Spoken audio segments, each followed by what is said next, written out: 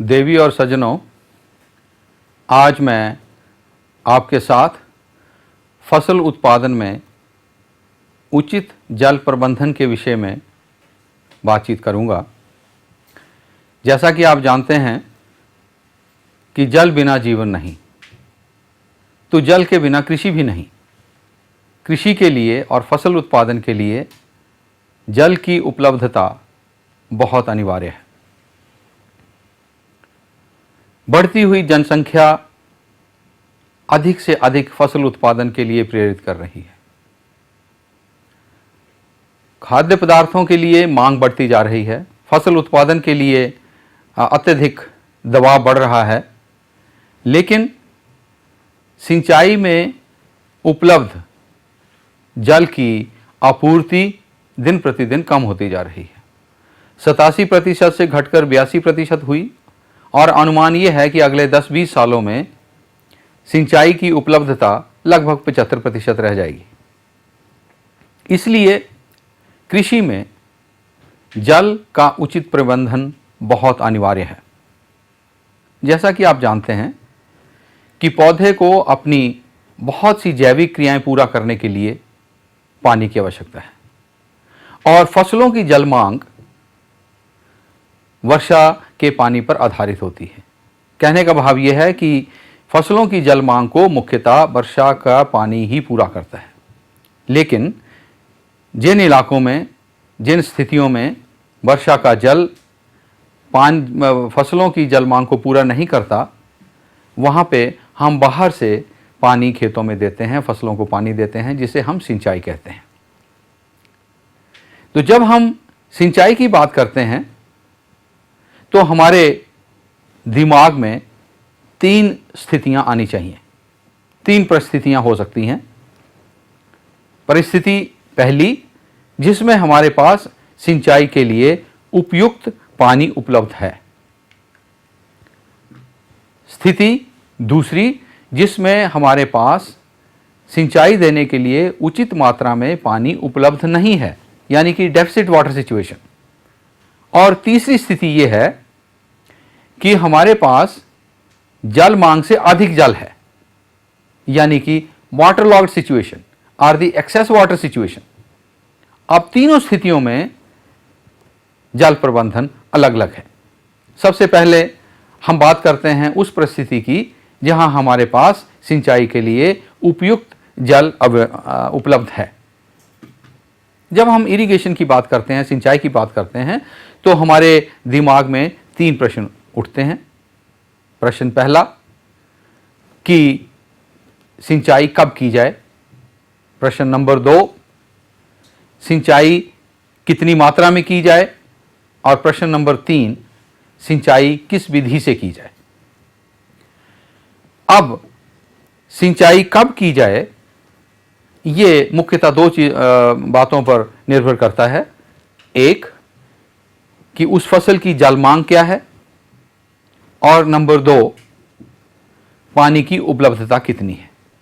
जैसे कि मैंने पहले आपसे कहा कि फसलें बहुत सी क्रियाओं के लिए, जैविक क्रियाओं के लिए पानी मांगती हैं और इसके लिए भूमि में उपयुक्त मात्रा में पानी का होना अति आवश्यक है।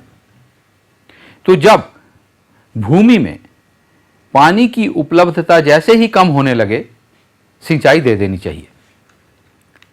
अब प्रश्न ये उठता है कि हमें कैसे पता चले कि इस समय पानी की उपलब्धता भूमि में कम हो गई है। इसके लिए हम या तो भूमि की कुछ प्रॉपर्टीज़ को ध्यान में रखते हैं, या हम फसलों को देखकर भी ये पता लगा सकते हैं, या हम वहाँ के जलवायु पर आधारित कुछ इंडेक्स बनाए हुए हैं, उनके आधार पर भी हम कह सकते हैं कि अब समय हो गया है कि हम सिंचाई पौधों को दें। यदि हम सॉइल प्रॉपर्टीज़ को इंडेक्स मानते हैं तो उसमें 2 चीज़ें हैं कि भूमि में ये देखा जाए कि जल मात्रा कितनी है, जल की मात्रा कितनी है, या भूमि में पानी का पोटेंशियल कितना है, एनर्जी स्टेटस क्या है उसका।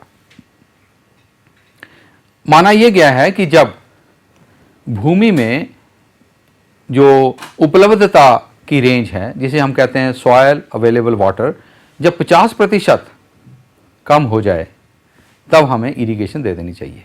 और इसी तरीके से जब रूट जोन में, जड़ों में जो सॉयल वाटर पोटेंशियल है वो एक प्री फिक्स्ड लेवल पे आ जाए, जो हर क्रॉप के लिए अलग अलग है, हर फसल के लिए अलग अलग है, तब हमें पानी लगा देना चाहिए। ये टेक्निकल चीज़ें हैं जो शायद फार्मर, किसान भाई ना कर सकें। किसान भाई अधिकतर फसलों को देखकर सिंचाई के समय का निर्णय लेते हैं।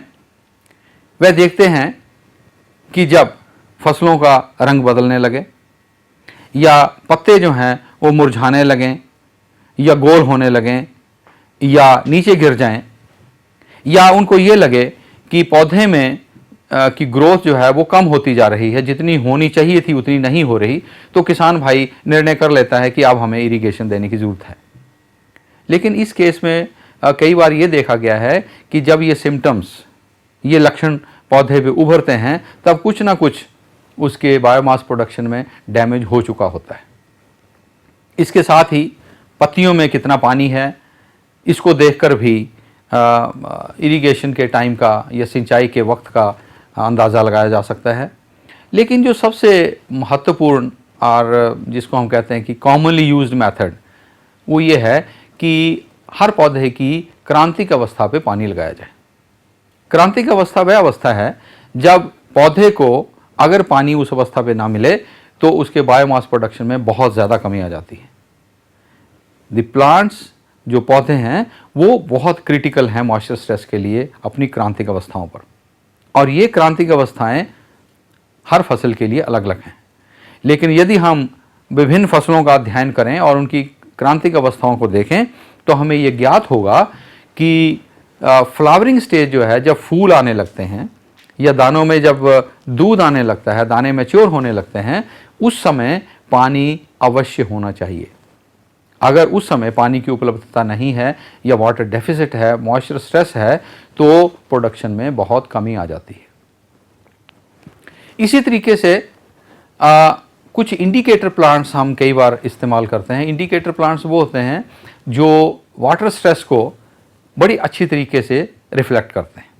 उनमें इनके जो सिम्टम्स हैं वाटर स्ट्रेस के, वो बहुत अच्छी तरह आ जाते हैं, और उनको उन फसलों के साथ बोया जाता है जिनमें ये सिम्टम्स, ये लक्षण, वाटर स्ट्रेस के लक्षण अच्छी तरह से परिलक्षित नहीं होते।